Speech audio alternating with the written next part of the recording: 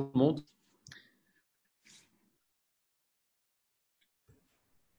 Bonjour. Alors, bon, très bien.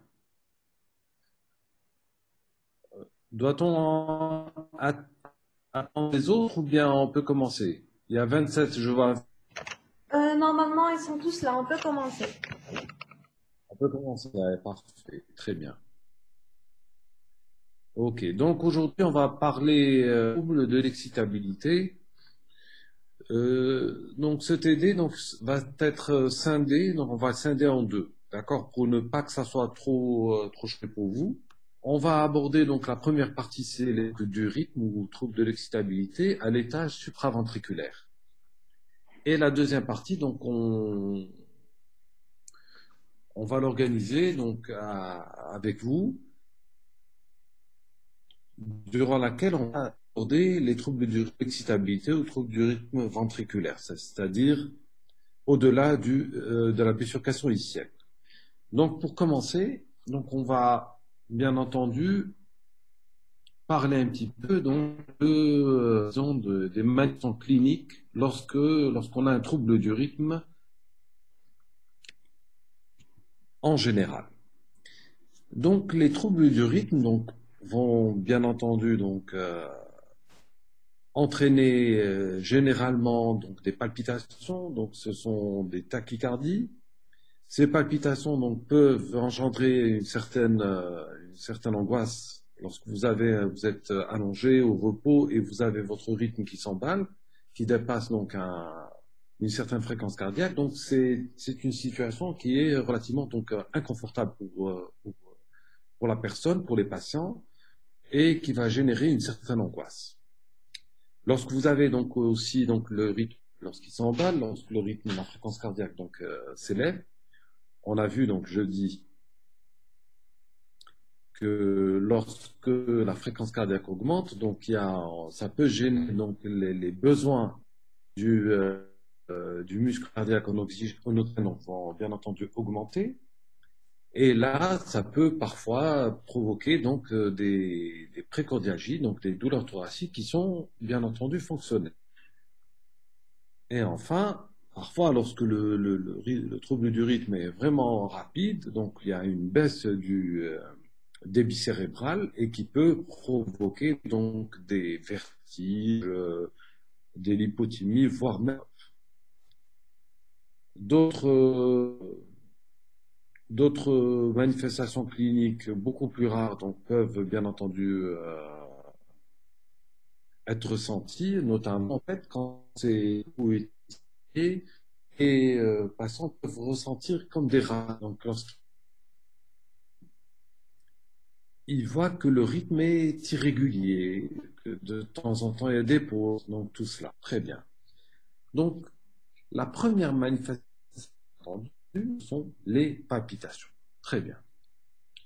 Lorsqu'on présente donc ces symptômes, il va bien entendu consulter le médecin et là, donc, il y a un examen qui sera bien entendu clinique à réaliser, donc à la recherche d'une cause quelconque, donc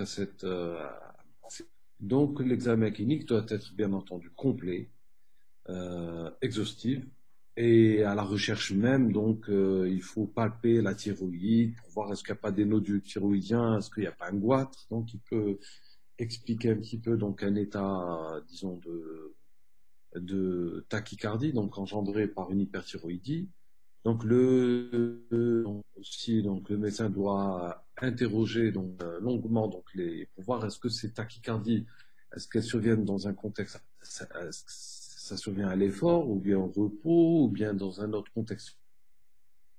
Enfin, l'examen bien entendu de référence lorsqu'un patient se plaint de palpitations, c'est l'électrocardiogramme. Pourquoi? Parce que l'électrocardiogramme, lorsqu'il est réalisé, il permet de voir réellement l'identité du cœur sur le plan électrique et voir est-ce que ces symptômes correspondent justement à l'ECG, enregistré en paire critique. Lorsque le patient ressent des symptômes et lorsqu'il se présente donc à votre examen, donc à votre consultation, pardon. Donc on ne retrouve rien avec un ECG strictement normal. On peut recourir donc à un enregistrement de longue durée, donc, enregistrement donc de Holter, qu'on appelle le Holter, donc un enregistrement ECG de longue durée qui peut aller de 24 heures à une semaine. Donc il y a des Holters qui peuvent durer très longtemps. Il y a même des Holters implantables qui peuvent durer, enregistrer l'activité cardiaque pendant 3 ans. L'examen, bien entendu, doit être complété par une radiographie du thorax, par une échographie cardiaque. Pourquoi? Parce que lorsqu'on ressent des palpitations, il faut toujours voir est-ce que le patient présente donc une cardiopathie sous-jacente ou pas. Enfin, si il y a un contexte clinique de douleur thoracique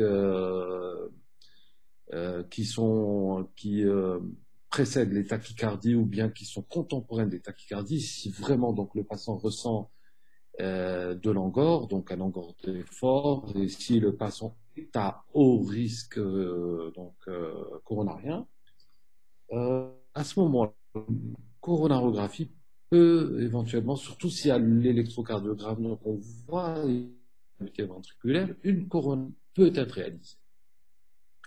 Et enfin, si on n'a absolument rien et le patient donc, des tachycardies, donc qui sont relativement, disons, à début brutal et qui se termine brutalement aussi, à ce moment-là, on peut faire une exploration électrophysiologique. Alors, l'exploration électrophysiologique, on fait monter des sondes à l'intérieur du cœur, et ces sondes peuvent enregistrer donc l'activité cardiaque à l'intérieur du cœur. Donc, ce sont l'enregistrement endocavitaire. L'enregistrement endocavitaire. Donc, ces sondes endocavitaires peuvent aussi stimuler, donc on peut stimuler à travers ces sondes et pour déclencher des tachycardies. À ce moment-là, s'il y a un trouble du rythme, donc on peut le déclencher et dans la foulée, donc s'il le faut, on peut même le traiter par méthode invasive, par méthode ablative qu'on verra dans les cours prochains. Petit rappel donc, bien entendu, du potentiel d'action, ça vous connaissez très bien, comme vous le savez, donc l'activité cardiaque est générée du nœud sinusal. Donc, le nœud sinusal va envoyer des impulsions électriques qui sont donc des potentiels d'action. Et ces impulsions électriques, donc, qui sont de l'ordre de 60 à 80 battements par minute, vont aller dépolariser d'abord les oreillettes, donc de proche en proche, mais aussi à travers ce qu'on appelle le faisceau de Bachmann. Donc on aurait une dépolarisation des oreillettes, puis cette dépolarisation donc, va passer par les voies le faisceau de His et les deux branches pour justement les cuisses. Rétablissement donc à l'état initial à travers la repolarisation. Donc comme vous le voyez sur ce schéma, donc le potentiel d'affaires la localisation au niveau cardiaque. Comme ici, que les potentiels d'action ont une activité, donc ont une pente diastolique qui est n'est pas plate, donc qui va croître progressivement pour pouvoir dépolariser l'hyperautomatisme. Donc c'est comment généralement, il se situe au niveau du nœud sinusal, mais aussi au niveau du nœud auriculaire. C'est pour cela que lorsqu'il y a une défaillance, par exemple, du nœud sinusal, on a un échappement, donc on a un deuxième foyer qui peut, d'hyperautomatisme, qui peut prendre le relais, qui est le nœud auriculoventriculaire. On va continuer. Donc, nous avons trouble du rythme sur le plan, disons, deux grands mécanismes. Il y a le mécanisme d'hyperautomatisme. Donc l'hyperautomatisme, c'est voici le schéma d'hyperautomatisme. Donc, comme vous voyez, les potentiels d'action, regardez, donc, ils se déclenchent à partir d'un seuil. Et lorsque on atteint donc un seuil d'excitation, donc à ce moment-là, vous avez un potentiel d'action qui est produit. Parfois, au fait, dans des situations, on peut avoir des post-dépolarisation. Ici. Et ces post-dépolarisations, s'ils atteignent, donc s'ils dépassent le seuil, peuvent se déclencher, comme on voit ici, donc des tachycardies. Très bien. Ça, c'est des foyers d'hyperautomatisme qui peuvent se situer au niveau des oreillettes ou bien des ventricules. Et nous on peut avoir aussi, au fait, un autre système, ou un autre mécanisme d'hyperautomatisme, ce sont par exemple, on voit ici, regardez, là aussi, dans le potentiel d'action, comme vous le savez, donc il y a des périodes réfractaires absolues et des périodes de réfractaires donc relatives. Donc ici, par exemple, lorsqu'on peut réfractaire absolu, donc ici, s'il y a ce qu'on appelle un post-dépolarisation, si on a donc ici donc une excitation à ce niveau-là, on peut donc se déclencher donc un autre potentiel d'action, et là donc tout cela donc peut entraîner effectivement donc l'émergence d'un foyer d'hyperautomatisme. Le deuxième mécanisme de tachycardie, trouble du rythme, ce sont les phénomènes de réentrée. Les phénomènes de réentrée, au fait, ce sont disons, les mécanismes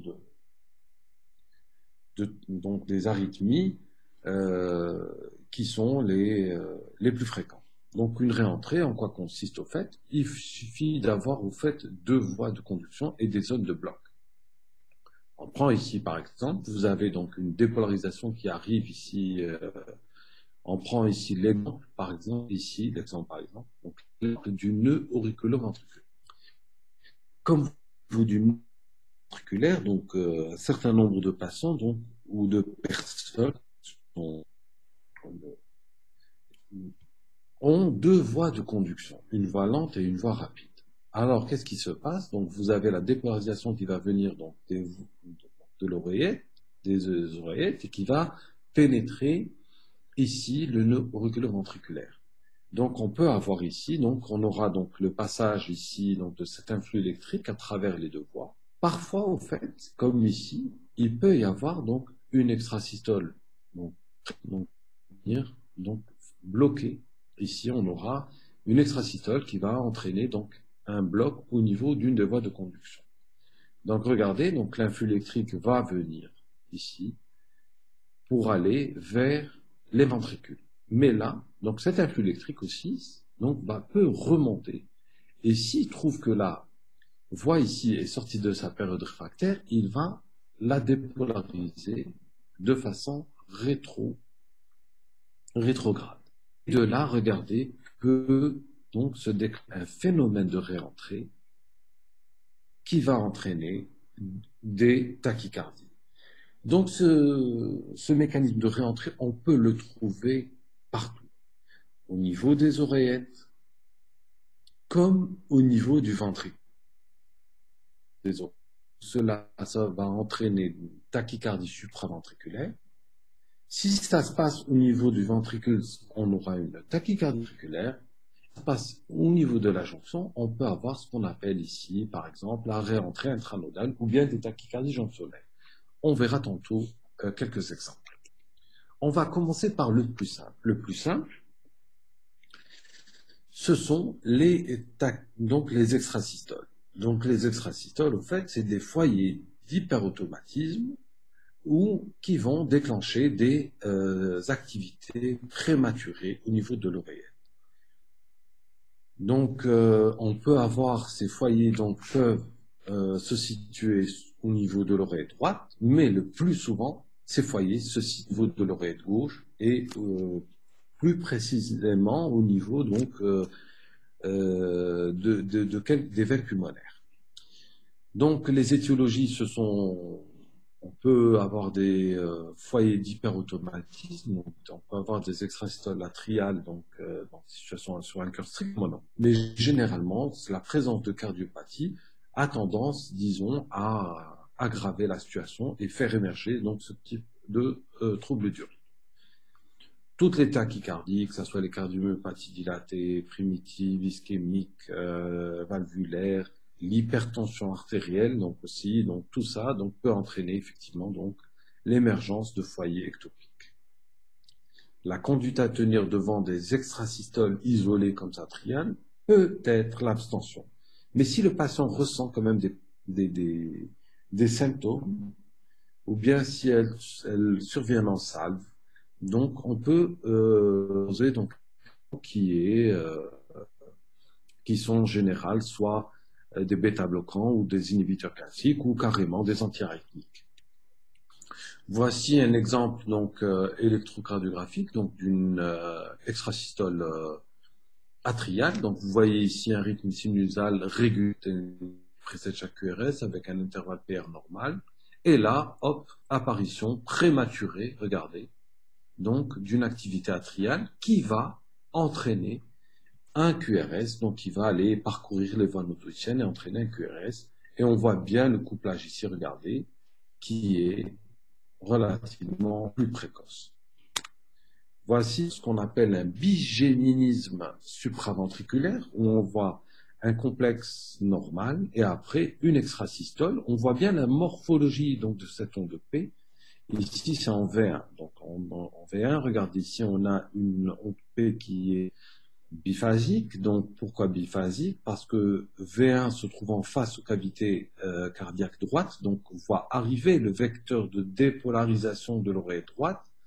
Donc, ça va s'inscrire en positif. Par contre, V1 va fuir le vecteur de dépolarisation de l'oreillette gauche. Donc, on aura une négativité. Donc, là, c'est la traduction. C'est pour cela qu'on a cette onde P qui est généralement biphasique en V1. Regardez, on a donc une onde P qui est P'. Donc, pourquoi P'? Pour la différencier de l'onde P sinusale normale. Et ici, on voit parfaitement donc une onde P' qui est complètement négative, donc, et qui viendrait donc de l'oreillette, très probablement gauche. Très bien. Donc, on voit une activité relativement répétitive. Regardez, donc une onde P normale, hop, une extrasystole. Après, donc, une onde P normale, une extrasystole, avec un couplage relativement fixe. Donc, ce foyer ectopique qui est en train de décharger à une fréquence relativement régulière et fixe. Très bien. Ici, regardez, donc on a la même chose. On a donc une activité sinusale normale avec des ondes, donc des QRS qui sont fins, donc c'est-à-dire que la dépolarisation passe par les voies nodoïciennes et les deux branches, c'est pour ça que le QRS est relativement fin. Mais ici, regardez, on a une extrasystole. On a ici, regardez, une extrasystole. Pourquoi extrasystole? On a déjà ici une extrasystole parce qu'elle est prématurée. Et regardez, on devine aisément une onde P ici, qui ne ressemble pas à cette onde P. Très bien. Là, pareil, regardez, on peut deviner ici la présence d'une onde P qui a conduit ce QRS. Et ici, la même chose. D'ailleurs, regardez, on voit cette onde P, puis cette onde P qui a induit ce QRS. Pourquoi ce QRS est relativement plus large? Parce que, regardez le couplage, il est plus précoce ici que celui-ci. Donc, on a une des deux branches qui n'est pas sortie complètement de sa période réfractaire. Donc, la dépolarisation qui descend par les voies nodoïciennes va emprunter donc une branche, mais l'autre branche ne va pas conduire totalement donc l'influx électrique. Donc, la dépolarisation au niveau de cette branche, la dépolarisation va au niveau de cette branche donc qui ne conduit pas correctement, va entraîner une dépolarisation de proche en proche, de cellule en cellule, donc ce qui va augmenter la durée du QRS. Très bien. Je continue. Allez, alors, bon, très bien. Maintenant, on va s'attaquer aux tachycardies supraventriculaires. Donc, par définition, donc les définitions, on se réfère toujours aux définitions des sociétés savantes.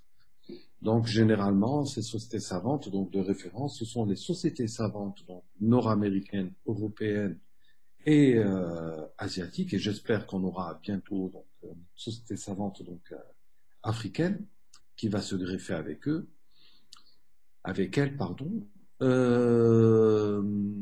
Donc, on parle de tachycardie supraventriculaire lorsqu'on a une activité donc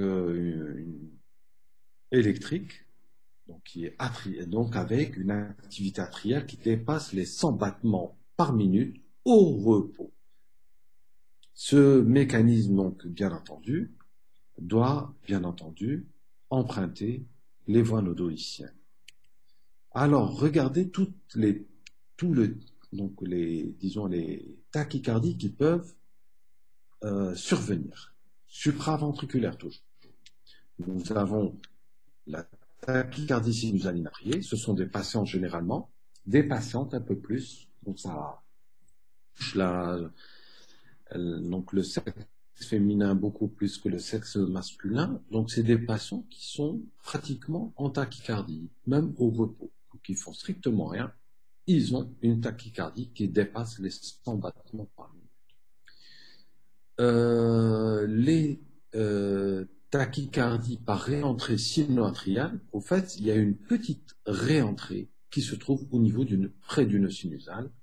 Les tachycardies atriales, c'est un foyer d'hyperautomatisme qui va émerger soit au niveau de l'oreille droite, soit au niveau de l'oreille gauche, qui va dépasser les 100 battements par minute et va entraîner donc une tachycardie. On peut avoir aussi des tachycardies atriales multifocales. Ça, on retrouve ça surtout chez les nouveau-nés et les nourrissons. Donc, ce sont de multiples foyers qui vont décharger, qui vont donner un rythme complètement donc anarchique et généralement qui rentrent dans l'ordre avec le temps, mais qui peuvent entraîner des cardiomyopathies dilatées.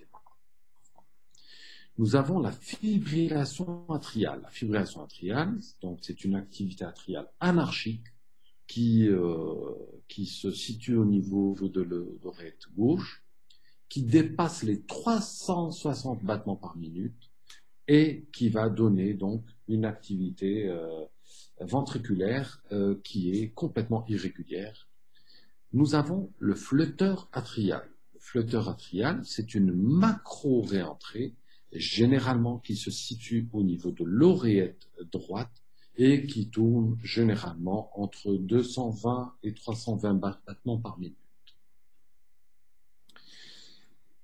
Et enfin, nous avons les tachycardies jonctionnelles.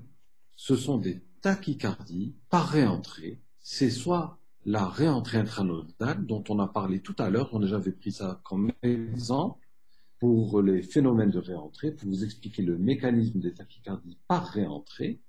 Et nous avons les tachycardies par réentrée sur voie accessoire. Donc ça, on verra tout ça tantôt. Très bien. Donc les TSV ont généralement, je dis bien, un bon pronostic si il n'y a pas de cardiopathie associée. Si vous avez des patients qui ont des cardiopathies associées, notamment cardiopathie ischémique ou autres, ou altération sévère de la fonction ventriculaire gauche, bien entendu, ce pronostic sera nettement moins bon. Il y a un risque de mort subite, surtout chez les patients porteurs de voies accessoires et dans le fameux syndrome de Wolff-Parkinson-White. On verra tantôt pourquoi. Les tachycardies supraventriculaires peuvent entraîner des décompensations cardiaques, surtout en cas d'altération de la fonction ventriculaire gauche, si le cœur s'embat très rapidement, donc il va y avoir une baisse du débit cardiaque qui va entraîner une insuffisance cardiaque, qui peut entraîner un œdème aigu du poumon, et parfois chez les patients qui présentent donc une cardiopathie ischémique, donc qui ont une maladie athéromateuse. Donc l'accélération donc, du rythme cardiaque va entraîner un déséquilibre entre les besoins et les apports, et ça peut entraîner donc une ischémie et parfois même donc un infarctus du myocarde. Dans un tiers des cas, lorsque les tachycardies sont relativement rapides, elles peuvent entraîner des lipothymies, voire des syncopes, et parfois qui vont nécessiter parfois donc l'application d'un choc électrique externe. Et enfin, dans les tachycardies incessantes, donc le cœur peut donc se dilater et donc ça peut provoquer des cardiomyopathies dilatées dites rythmiques. Voici donc la classification donc des tachycardies dont je viens de vous parler. Donc nous avons, disons, deux grands groupes, les tachycardies proprement atriales, qui sont les tachycardies celles qui touchent le nœud sinusal. Donc vous avez les tachycardies inappropriées, donc la réentrée, les fameuses tachycardies multifocales, la macro-réentrée, c'est bien entendu donc le flotteur. Et enfin, nous avons les tachycardies supraventriculaires johnsonnées, ce sont les tachycardies par réentrée qui vont emprunter des voies accessoires. Elles peuvent être soit orthodromiques lorsque la dépolarisation descend par les voies normales et remonte par la voie accessoire, ou elles peuvent être antidromiques lorsqu'elles descendent par la voie accessoire et remontent par les voies normales. Donc, je vous donnerai quelques exemples. Voici un exemple. Regardez en haut, donc vous avez une tachycardie. Donc, par définition, on a dit que la tachycardie, donc, ce sont une activité électrique qui dépasse les 100 battements par minute. Supraventriculaire, parce qu'on voit bien que les QRS sont fins.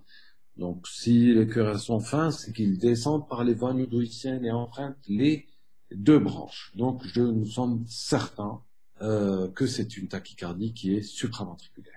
Et regardez là, lorsqu'on a donné de l'adénosine, qui est l'ATP, donc qui va bloquer le passage par le nœud auriculoventriculaire, on verra donc émerger, regardez, l'activité atriale. Donc il s'agissait au fait d'une tachycardie atriale à conduction 1 pour 1.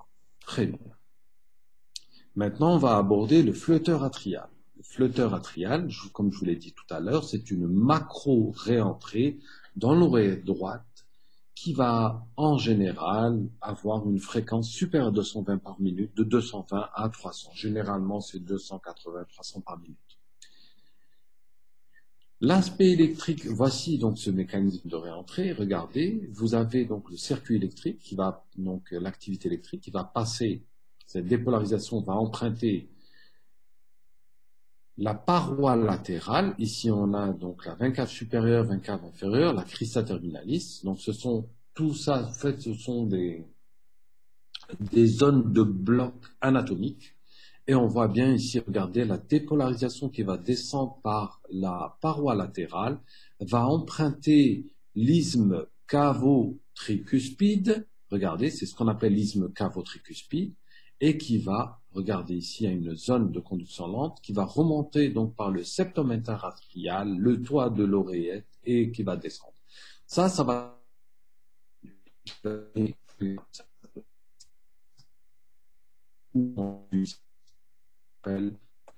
atrial.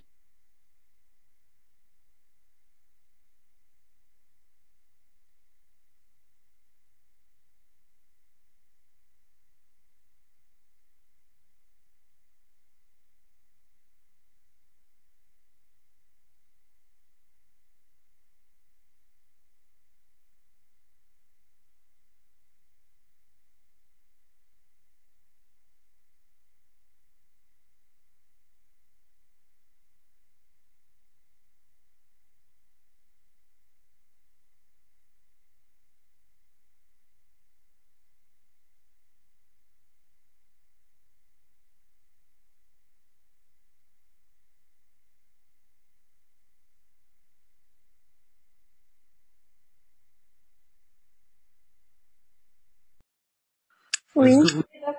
Ah, d'accord. Donc, on reprend donc au flotteur. Et jusqu'au flotteur, c'était bon, hein?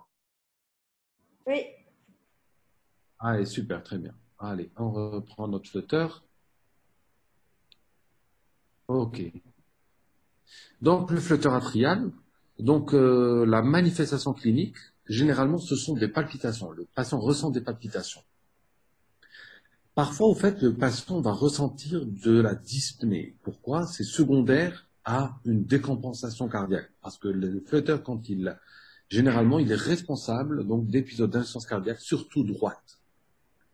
Et parfois, ça peut donc le flotteur, on le découvre suite à la survenue carrément d'un AVC, comme dans la FA. Pourquoi? Parce que lorsque l'oreillette a une activité très rapide, à plus de 300 par minute, le sang va stagner. Donc il y a une trémulation au niveau de l'oreillette, le sang caillots qui peuvent emboliser et entraîner un AVC.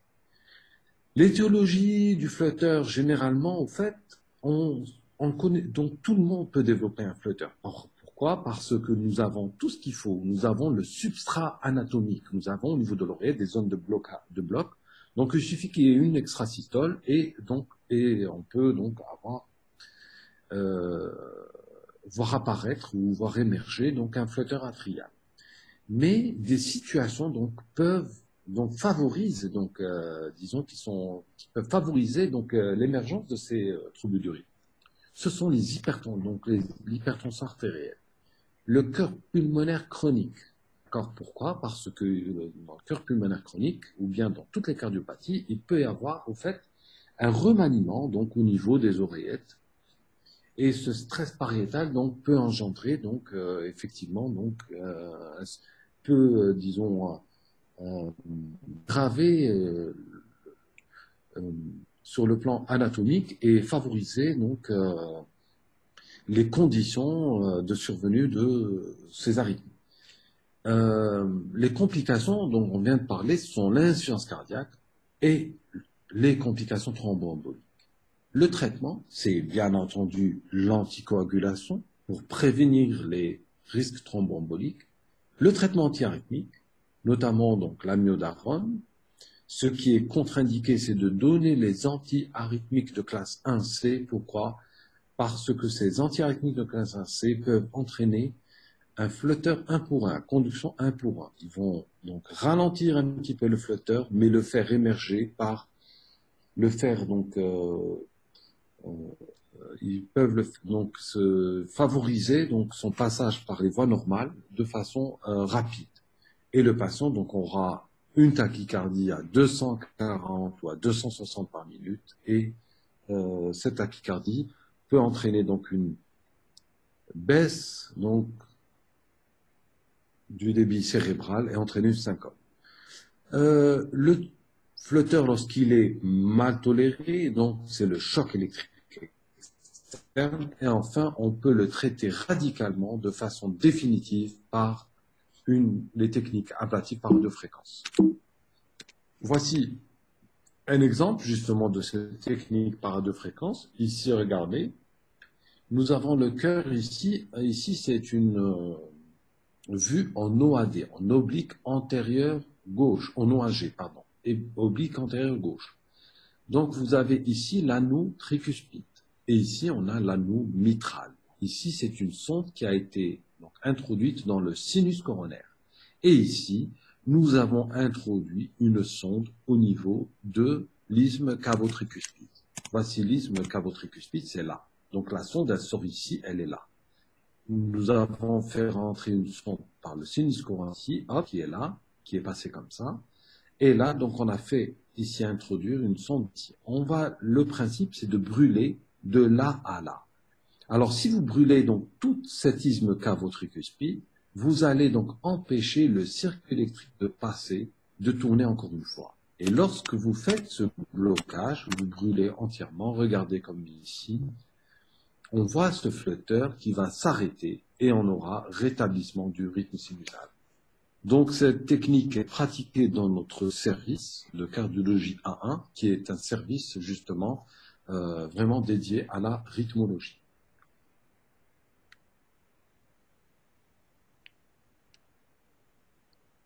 Alors, ok, donc pour les questions, si vous permettez, donc je répondrai à la fin. D'accord?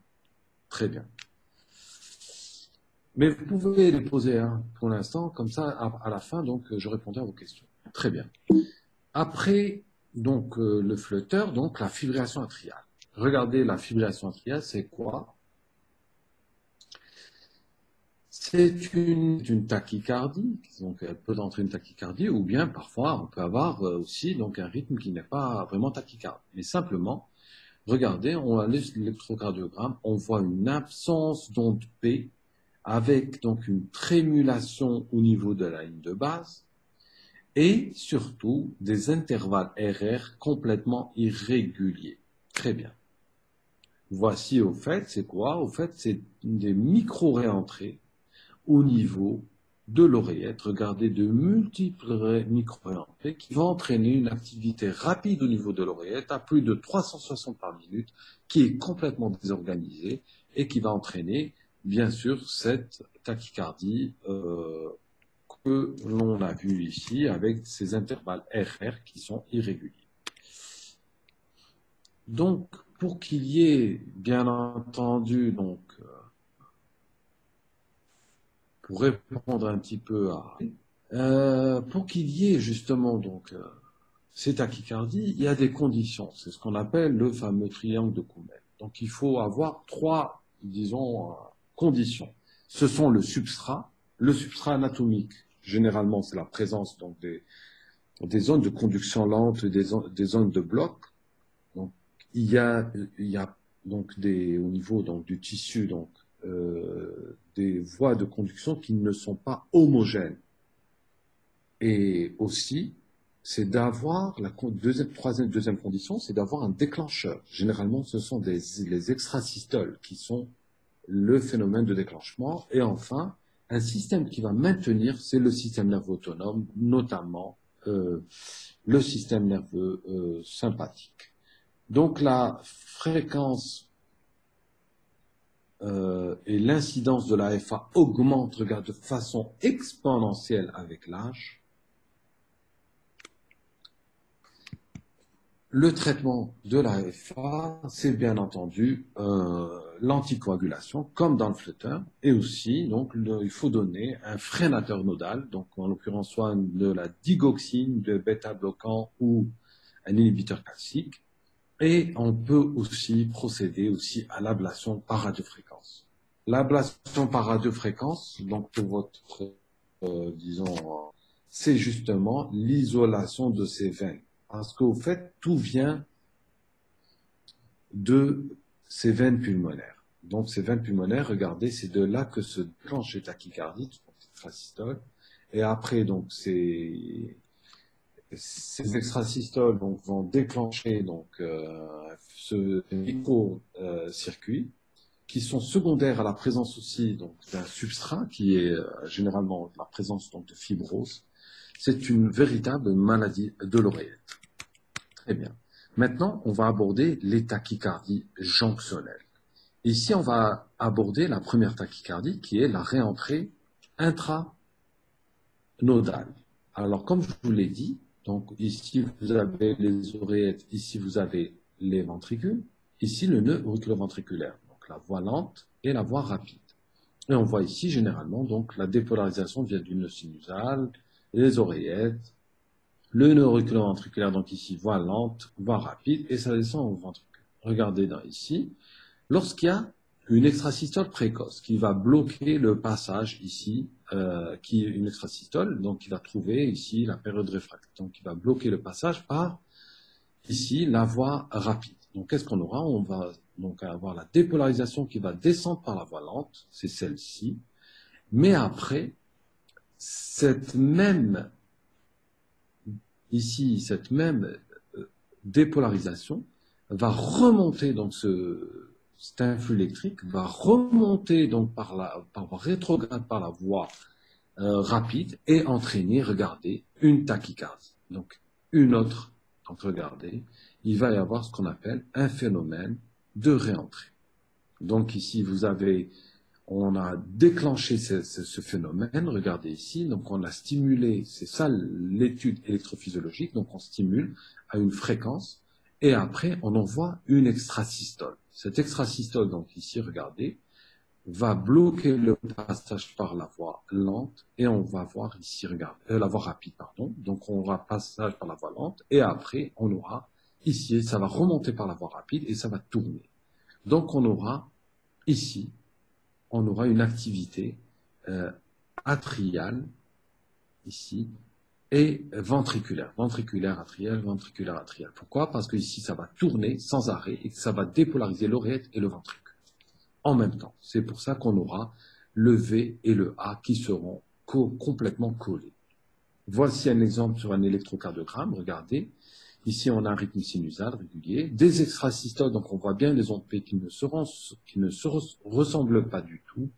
Et ensuite, on a déclenchement justement donc de cette tachycardie par réentrée intranodale où on voit le QRS et ici l'onde P qui est complètement collée au QRS. Regardez. Voici, c'est la même chose. Donc ici en V1, regardez, vous avez l'onde P et le QRS. Et lorsque se déclenche cette réentrée, donc si ça tourne au niveau du nœud auriculo-ventriculaire, vous aurez quoi? Vous aurez le QRS et l'onde P qui est complètement collée. Donc ici, n'oubliez pas que ça tourne, ça dépolarise le ventricule et l'oreillette en même temps. Le ventricule et l'oreillette en même temps. C'est ce qu'on appelle la tachycardie par réentrée intranodale. Le deuxième type de tachycardie jonctionnelle, ce sont les tachycardies par réentrée sur voie accessoire.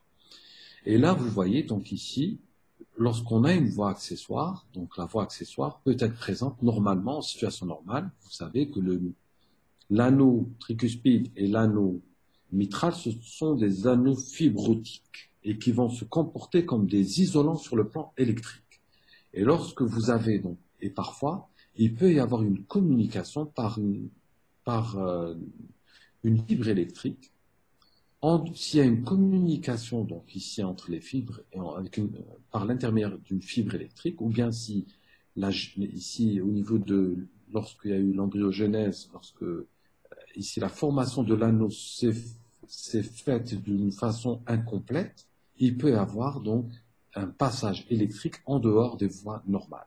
Parce que en situation normale, le seul moyen de communication sur le plan électrique entre les oreillettes et les ventricules, ce sont les voies noduliciennes. C'est le seul moyen de communication entre entre les oreillettes et les ventricules.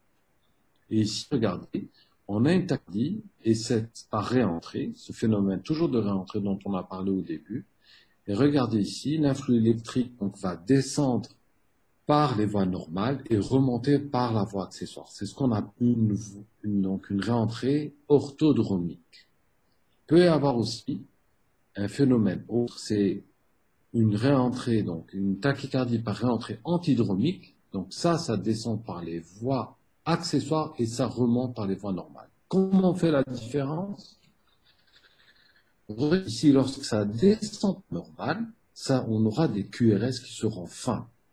Par contre, si ça descend par la voie accessoire, on aura des QRS qui seront larges. Pourquoi? Parce que ça ne va pas passer par les deux branches, ça va passer ici de proche en proche. La dépolarisation va se faire de cellule en cellule et c'est pour ça qu'on aura la durée du QRS qui sera plus importante. Et parfois, au fait, on peut avoir l'émergence d'une fibrillation atriale qui peut emprunter la voie accessoire. Et ça va donner, regardez, des QRS, des intervalles QRS qui sont irréguliers, mais larges parce que la dépolarisation ne passe pas par les deux voies, par les deux branches. Donc ça va passer strictement par la voie accessoire et la dépolarisation va se faire de cellule en cellule, de proche en proche. Et ça, c'est ça ce qui peut donner la mort subite parce que si la fibrillation tourne à plus de 300 par minute, 320, 360 par minute, si elle descend, les 300 descendent par la voie de conduction ici, la voie accessoire, ça peut entraîner une fibrillation ventriculaire et donner la mort subite. Ici, le traitement, c'est le choc électrique externe. Voici donc une tachycardie, donc un syndrome de Wolff-Parkinson-White. Ici, excusez-moi, il n'y a pas de tachycardie ici. Vous avez une onde P avec l'onde delta. Donc ici, on a une onde regardez, on a un intervalle PR qui est très court, inférieur à 3 petits carreaux. Donc ici, quand vous avez un intervalle PR inférieur à 120 millisecondes, à 0,12 secondes, on parle de PR court. Et lorsque vous avez ici cette voie, ici cet empattement de la branche ascendante du QRS, qu'on appelle l'onde delta, donc on parle ici d'aspect de Wolff-Parkinson-White. Alors, si c'est associé à des symptômes, on parlera à ce moment-là de syndrome de Wolff-Parkinson-White. Et regardez ici sur le plan, donc, et ça aussi, on peut traiter définitivement ce type donc d'arythmie. Donc, regardez ici, ce qu'il suffit de faire au fait, c'est d'introduire une sonde ici au niveau de la voie accessoire et la brûler. D'accord?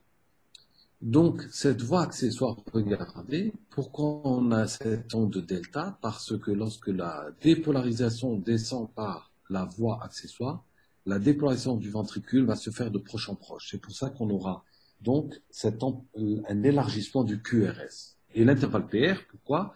Parce que ici, regardez, l'onde P va donc ici. Donc, quand on aura donc, la dépolarisation de l'oreillette, au lieu de passer normalement et de mettre un certain temps lors du passage par les voies nodo-ischiennes, ça va être très rapide par la voie accessoire. Et donc, c'est pour ça qu'on aura une onde P qui sera collée au QRS. Voici donc la technique ablative. Donc, on fait monter toujours des sondes ici au niveau du sinus coronaire, ici au niveau du faisceau de His.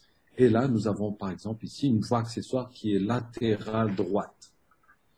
Et regardez la sonde d'ablation qui est posée dessus. Vous avez à l'intérieur du cœur, donc les signaux endocavitaires. Ici, ce sont les signaux, le CG de surface. Ici, endocavitaire, on a l'onde P, l'activité atriale qui est collée au QRS. Et lorsqu'on brûle, par un courant de radiofréquence, on sépare les deux. Donc ici, la voie accessoire est définitivement détruite. Donc, la polarisation va passer par les voies. Nous, on aura un intervalle PR qui sera normal. Et ici, séparation du potentiel atrial, du potentiel ventriculaire. Voici après le résultat. On aura ici un rythme sinusal avec des QRS fins et un intervalle PR normal. Je vous remets pour votre attention. Maintenant, si vous avez des questions, vous pouvez les poser. J'y répondrai. Donc, on se donne 5 ou 10 minutes à votre convenance. Docteur, s'il vous plaît, lisez les commentaires. Il y en a ceux qui ont posé des questions dans les commentaires. Voilà, donc je vous lis. Donc, de Besma à tout le monde. Quelles sont les causes qui peuvent aboutir au phénomène de réentrée? Donc, le phénomène de réentrée, quelles sont les causes? Il faut avoir donc ce qu'on a dit tout à l'heure. Il faut avoir déjà le substrat anatomique. Le substrat anatomique, c'est d'avoir au moins, donc, au niveau donc, des tissus, deux voies de conduction différentes. Donc, on aura ce qu'on appelle, donc, je donne un exemple, lorsqu'il y a par exemple un infarctus du myocarde. Lorsque vous avez donc un infarctus du myocarde, donc, on aura bien entendu de la fibrose, vous êtes d'accord, au niveau du ventricule. Alors, vous aurez des plages de fibrose, mais vous avez aussi à côté du tissu qui sera sain. Donc, on aura du tissu sain, on aura de la fibrose qui sera des zones de bloc, et on peut avoir aussi, au sein donc, de cette, justement de l'infarctus, on peut avoir des zones de conduction lente. Lorsque vous avez deux tissus donc, qui conduisent donc, avec deux vélocités différentes, donc deux vitesses de conduction différentes, vous avez donc déjà le substrat. En plus, vous avez les zones de bloc. Donc, si on a des zones de bloc, on a deux voies de conduction, automatiquement, il peut avoir la réentrée. Donc, c'est le circuit électrique où on va avoir donc un phénomène de réentrée, donc où ça va tourner autour justement de cette zone de bloc et ça va passer par hélice. Et c'est ça. Donc au niveau de l'oreillette, pareil. Par exemple, le flotteur atrial. Le flotteur atrial, vous avez vu, on a des zones de bloc qui sont des zones anatomiques naturelles qui sont la crista terminalis au niveau de l'oreillette, au niveau de la paroi latérale. On a donc l'orifice donc du nœud sinusal, on a la jonction veine cave supérieure inférieure, on a la tricus, tout ça c'est des zones de bloc. Et on aura aussi des zones de conduction qui sera donc on peut avoir des zones de conduction lente. Et lorsqu'on a cette différence, il suffit qu'il y ait une extrasystole qui va bloquer donc, et qui va favoriser le passage par un endroit plutôt qu'un autre. Là peut se déclencher un phénomène de réentrée. Est-ce que j'ai bien répondu? Maintenant, deuxième question, donc de monsieur ou madame Khattabi. Monsieur ou madame Khattabi, donc effectivement, donc le flotteur anti-horaire. Le flotteur anti-horaire, comme je vais revenir si vous permettez.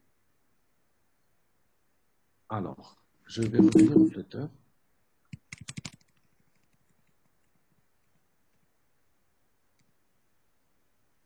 Ici, le flotteur. Je vous ai montré, regardez, ici le flotteur, d'accord? Regardez comment ça tourne. Horaire, ça tourne par là. Vous êtes d'accord? Là, regardez, la dépolarisation va descendre d'abord par les voies ici. Regardez, ensuite ça va remonter. Regardez, c'est ça anti-horaire. 95% des flotteurs sont droits, sont anti-horaires. D'accord? Et c'est ce qu'on appelle le flotteur commun. Et parfois, on a des flotteurs horaires qui sont plus rares. D'accord?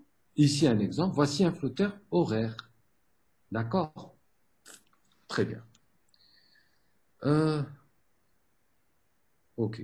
Allez, très bien. Donc, j'espère avoir répondu donc, à toutes vos questions. Est-ce que le TD ou cours ou tout ce que vous voulez était clair?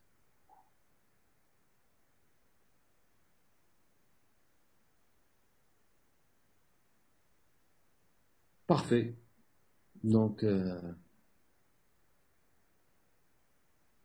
plus haut commentaire, il n'y a pas de plus haut.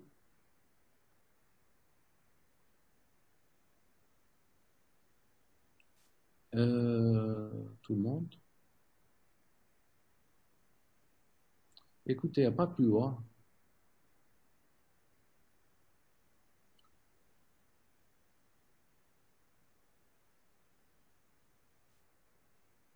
Alors, n'est-ce pas?